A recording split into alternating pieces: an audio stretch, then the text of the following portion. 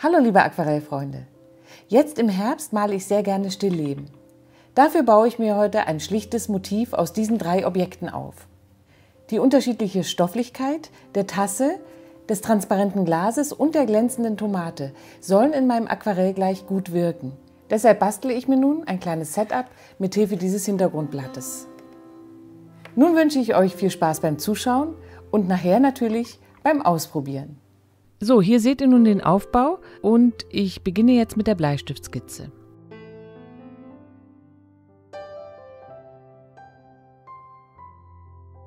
Ich beginne mit der Glasflasche und solche rund geformten Objekte konstruiere ich mir immer von der Mittellinie aus.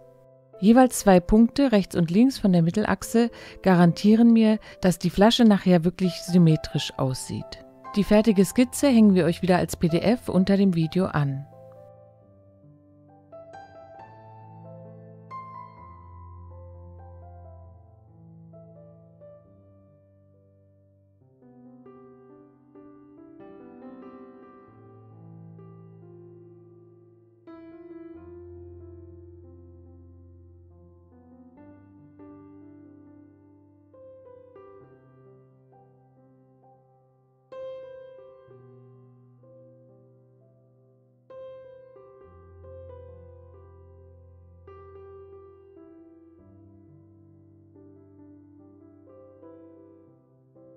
Die hellen Reflexionspunkte auf der Glasflasche möchte ich wieder mit Maskierflüssigkeit abdecken.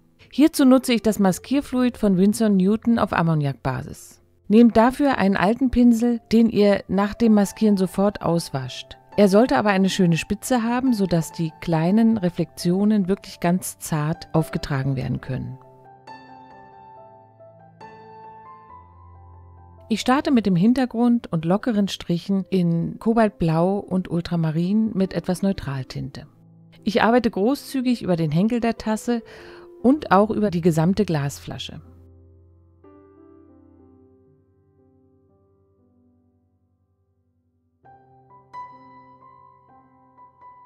Ein wenig Farbe nehme ich hier aus der Flasche wieder heraus und setze einige Striche mit trockenem Pinsel und Xylinblau in die Flasche hinein.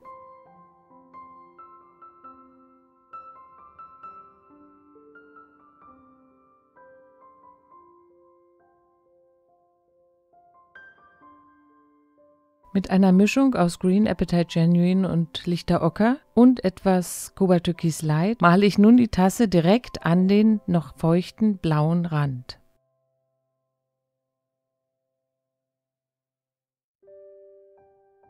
Auch der Boden der Glasflasche bekommt eine Verbindung zum Grün der Tasse. Die Tomate beginne ich mit Cadmium-Orange, füge Cadmium-Rot dazu und in die dunkleren Bereiche Alizarin-Karmesin.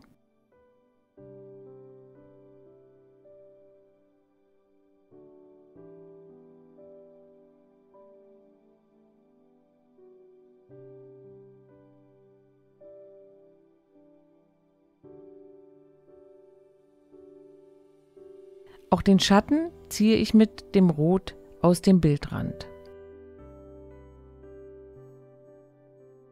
Das Holzbrett lege ich mit einer Mischung aus Ocker, Sienna gebrannt und etwas Cadmiumrot an.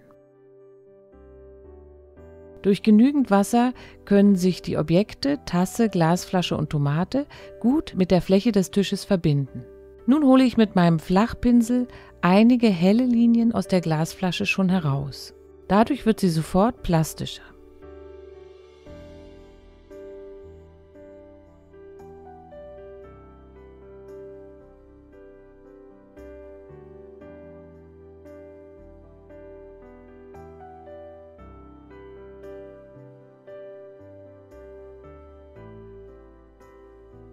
Einmal trocken föhnen und nach dem Trocknen geht's weiter. Mit kräftigeren Tonwerten, aber der gleichen Mischung aus lichter Ocker, Green Appetite Genuine und Cobalt Türkis Light wird die Tasse überarbeitet. Ich mische die Farben nicht so sehr auf der Palette, sondern gerne auf dem Papier und nach rechts hin wird die Tasse schon etwas dunkler gemalt.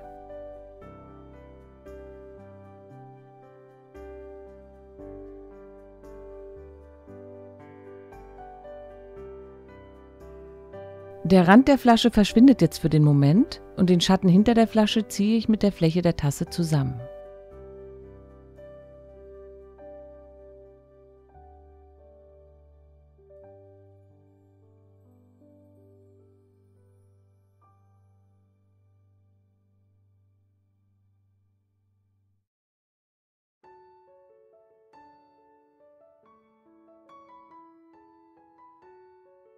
Mit dem Flachpinsel hole ich nun den Rand des Flaschenkörpers wieder zurück.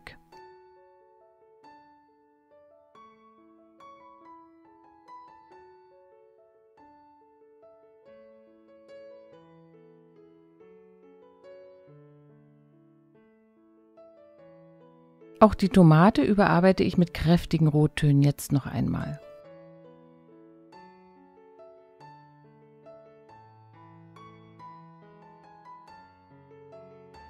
Sie spiegelt sich in der Flasche und hier setze ich auch einen kräftigen Pinselstrich.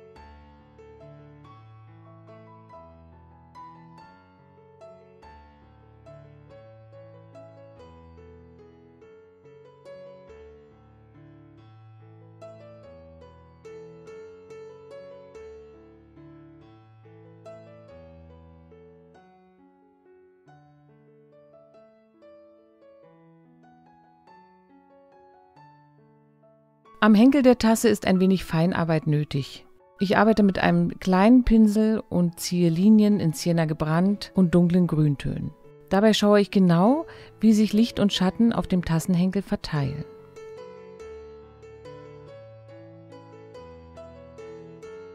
Nun kommt die Ausarbeitung des Glases. Hier ist es sehr wichtig, dass die dunklen Tonwerte auch wirklich dunkel gemalt werden. Ich mische mir dafür Ultramarinblau mit Neutraltinte und einer Spur kühlem Rot und setze feine Linien und Flächen ins Glas. Dieser Schritt macht mir immer besonders viel Spaß.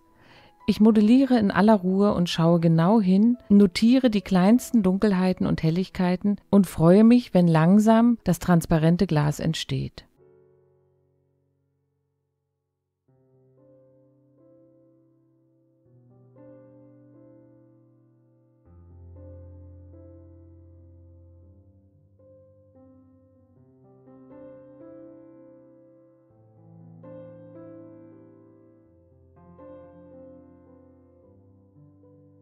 Der Maskierfilm wird nun weggerieben. Später werde ich die sehr weißen Stellen mit etwas bläulicher Farbe noch vermitteln.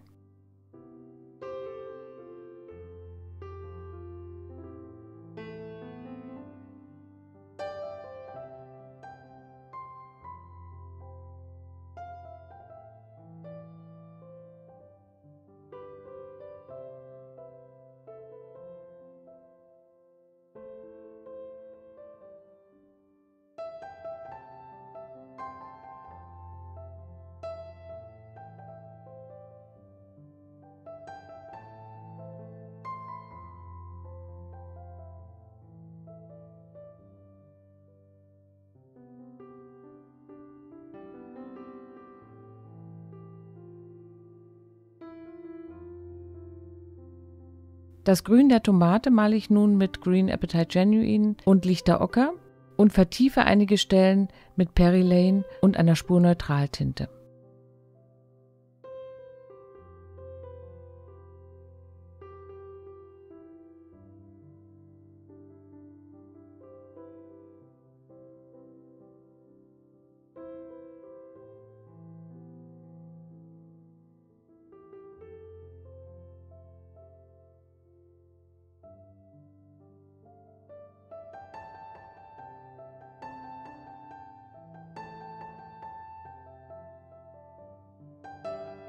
Dieser kleine orange Rand auf der Tassenoberkante ist wichtig.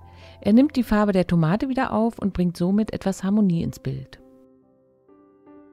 Hier seht ihr, wie ich mit kleinen, zarten, bläulichen Linien diese doch etwas heftigen weißen Kanten noch abmildere.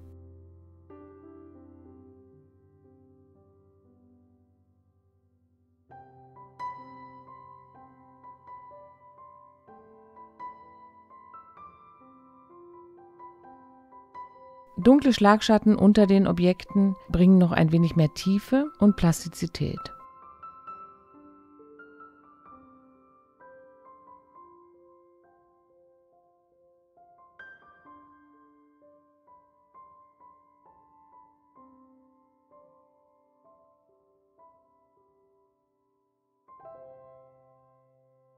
Auch das Holzbrett bekommt noch einen zweiten Farbauftrag, um den Tonwert etwas zu erhöhen.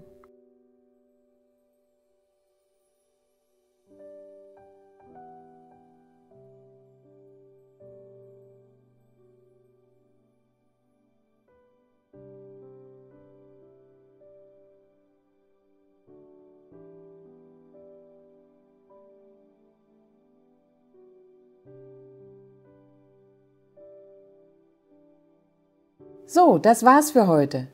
Ich hoffe, mein kleines Motiv hat euch gefallen und nun wünsche ich euch viel Spaß beim Ausprobieren.